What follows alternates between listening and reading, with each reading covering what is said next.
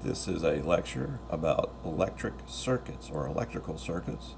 This is part one of a two-part series. In a broad sense, we are going to define a circuit as any path along which electrons can continuously flow. More specifically, we are going to be talking about pathways that have wiring and that are connecting electrical devices such as light bulbs. That's the device that we'll use the most often in this class.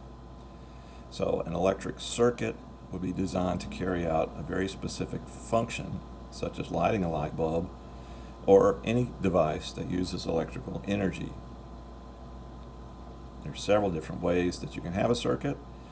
The most common are going to fall into two categories. One's called a series circuit and one's called a parallel circuit.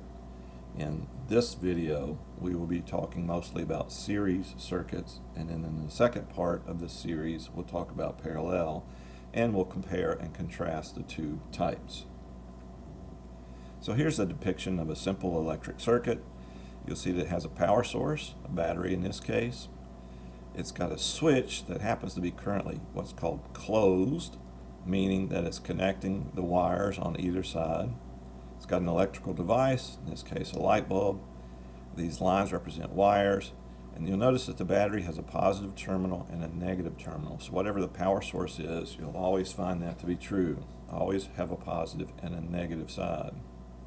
Now, although we can draw circuits with nice, neat little pictures, more often than not, you're going to see them diagrammatically sketched out. So we'll have a schematic diagram such as the one shown on the right here. Here are some of the symbols that might be used in a schematic diagram. We usually represent wires with straight lines, even though in real life wires might be curvy. We usually show them as straight just for neatness.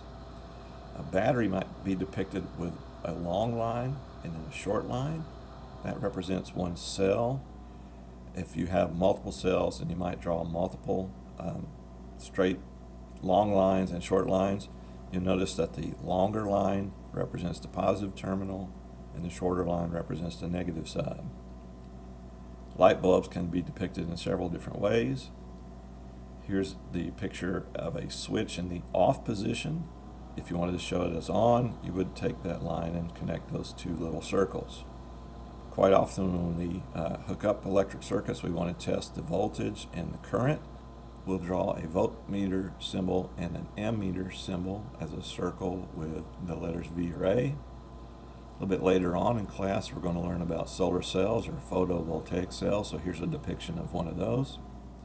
And any device in the circuit that uses energy is going to provide some electrical resistance, and so we can represent those devices as a little squiggly line is the way that we'll do it most of the time. So you can have a resistor that's made to be nothing else but a resistor, or we can represent an electrical device in general as one of these squiggly lines.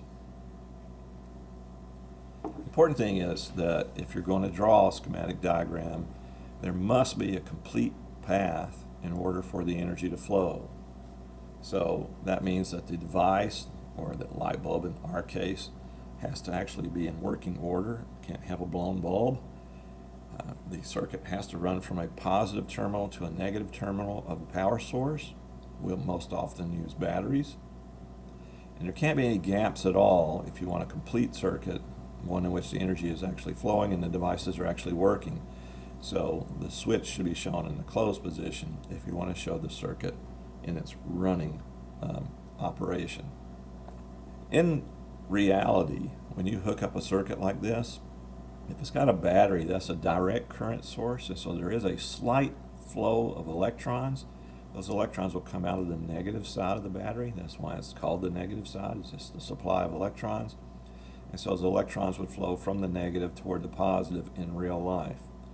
But when we're talking about electrical current, we actually are focused more on the energy that's flowing, not the electrons. And so the conventional way of showing electric current is opposite to electron flow. To show conventional current, you pretend like you have a positive test charge. This is the way we test everything electrical, is we pretend we have a positive charge. And which way does the positive go? Well, positive would be repelled from the positive end, and so positive would go in the opposite direction of the actual electron flow. So the flow of electrons we defined earlier to be a current, but in real life, that's not very much of one. These things flow at like less than half a centimeter a second. The energy, on the other hand, flows at nearly the speed of light. And we look at the energy as if it moves from the positive to the negative in a conventional current. So in real life, the electrons would have to flow from the negative side toward the positive side. And in a incandescent bulb, these are the old-fashioned bulbs that get a little bit hot, you would actually have two terminals. One of these has to be hooked up to the negative side, so that would be the bottom here, and one would be hooked up to the positive side. And so you can't see this part in a conventional light bulb. This is covered with a piece of metal, so this is a cutaway depiction. But on the inside, there's a little part on the bottom of the bulb, and that has a wire that goes up to this side of what's called the filament. And then there's a separate wire that comes over and touches the side of the bulb. And then the side of the bulb is what continues the path toward the positive terminal. So here's another depiction of the incandescent bulb, and you can see the screw thread here, this metal part. On the bottom is the conductor where the negative electrons would enter. And then it goes up this wire right here, and inside the bulb will be some sort of a gas. It may be air, but most often it's probably going to be something else like nitrogen that doesn't have oxygen in it. You're going to have this filament, and that's what provides the heat, and that gives off the light when it gets hot enough. And then again, the wire is going to come out and go toward the positive terminal.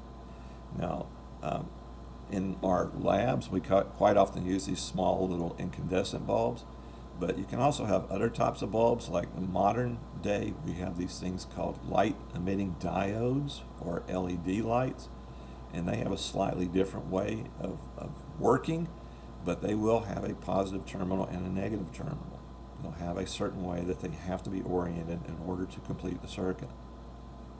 Once you screw the light bulb in, it's got two contacts, but they may not be obvious. In the little bases of where we screw them in on our little circuit boards, you may just see two screws, but what you can't see is on the inside the way the wiring works. So one of these wires is going to be the negative, and one of these wires are going to connect to the positive side. So just to repeat, a path along which electrons can flow is a circuit. A gap is usually provided by an electric switch. Now, you don't have to have a switch. You can just unscrew one of the light bulbs, and that might also work to turn the circuit off. It just depends on whether or not the electrons have any alternative path which might be able to complete the circuit. Most circuits are going to have more than one electrical device. You can have multiple light bulbs, for example, and these devices can be hooked up in two main ways, either in series or in parallel.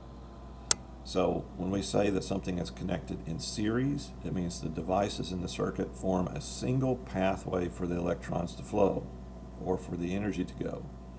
There are no alternatives. When connected in parallel, it means there are branches. And so the electrons or electrical energy has choices about which way it can go. For the remainder of this video, I'm going to focus on the series circuit mainly. So a series circuit, here's a picture of what that might look like.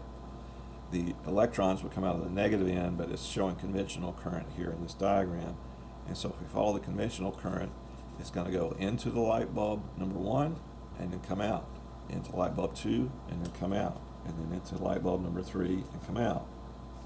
So in a series circuit, the devices are arranged so that the charge has to flow through each one successively in turn. When you close the switch, or when all the devices are connected, the current exists almost immediately. You don't have to wait on electrons to get there, because the electrons are already in the wires and already in the light bulbs. So the current doesn't have to pile up anywhere or force its way through. It is energy carried by electrons that are currently existing in the circuit. Most important thing about series circuit is it's the same current throughout. So the current passing through each device in a series circuit is the same. If you've got a certain amount of current here coming out of the battery, that's the amount of current going through light bulb 1. It's the same amount of current through bulb 2, same amount through bulb 3, same amount going back into the battery. There's only one path for the current to follow. That's a series circuit. If you have a break anywhere in that path, it's going to create an open circuit. That means the flow of current and electrons is immediately going to cease. All the light bulbs would go out. If any of the light bulbs were burned out, then no current could flow. Back when I was a kid, at Christmas time, and we wanted to decorate with Christmas lights, we would get out our Christmas tree light string, and we'd have to go through the bulbs one at a time to make sure each one was working, because if any one of them was out, none of them worked. Nowadays, modern light bulb strings have a parallel path, and so if one goes out, the others can keep on working. While the current is the same throughout a series circuit, we also have to think about voltage and resistance. We have to think about Ohm's law. Current is voltage divided by resistance. So if we know what the current is, because the current is the same throughout, the voltage and resistance does not have to be the same throughout. You can have various voltages for each device, which also provide various different amounts of resistance. So in a series connection, the electric current has a single pathway through the circuit, and the total resistance to that current has to be the sum of the individual resistance along the circuit path. So we can show it in equation form, something like this. The total resistance provided to the current equals the sum of all the resistors. So this might be 3 light bulbs. Light bulb 1, 2, and 3. We'll show them as R1, R2, and R3. And they don't have to have the same resistance. They can be different. This one might have a lot of resistance. This one might have a little. But the resistance is cumulative in a series circuit. The current has to be equal throughout. So if we wanted to show that in terms of Ohm's law, what we're saying is the total current is equal to the voltage divided by the total resistance. So speaking of voltage, what we usually say is that there is a voltage drop across each device. That means there's a potential difference. The energy on one side of a device is different from the energy on the other side of the device because it's used some of that energy to do whatever it's doing, like light, sending out light or heat. So the sum of the voltage drops across each individual device in series is equal to the total voltage. Again, in equation form, what we're saying is, if we had 3 light bulbs as an example, whatever voltage light bulb 1 is using, plus whatever voltage light bulb 2 is using, plus whatever voltage light bulb 3 is using, if we have 3 light bulbs in series, we add them up, that should be the total voltage being supplied by the power source. So voltage is being split up amongst each device. Here's a depiction of a circuit. This has a 9-volt battery in it. The switch is currently open right here, but it's got 3 light bulbs. And so what we're saying here is that if you had a certain amount of voltage being used by this light bulb, a certain amount used by this bulb, and a certain amount used by this bulb, it should add up to 9 volts because that's what's being supplied. So, as mentioned earlier, kind of a disadvantage of having things in series is that if one of the devices quits working, they'll all go out, because that will open the circuit. The current will not be able to flow and the energy won't be able to get through. So it's not always a disadvantage. For example, if you want several light bulbs to come on when you hit a single switch, then you want to wire them up in series. But if they are in series, and series is the only pathway that is allowed to each device, if one of them quits working, they'll all quit working. The incandescent bulbs, the ones that heat up with a filament that we use in our labs, depend on the amount of current passing through them. So what happens to light intensity of each light in a series circuit if more lamps are added to the circuit? For example, I started out with 2 lamps. Now, if I add a third one, is that going to change the brightness? Well, the total resistance is going to go up. The voltage, total voltage, is going to stay the same because we still have the same battery.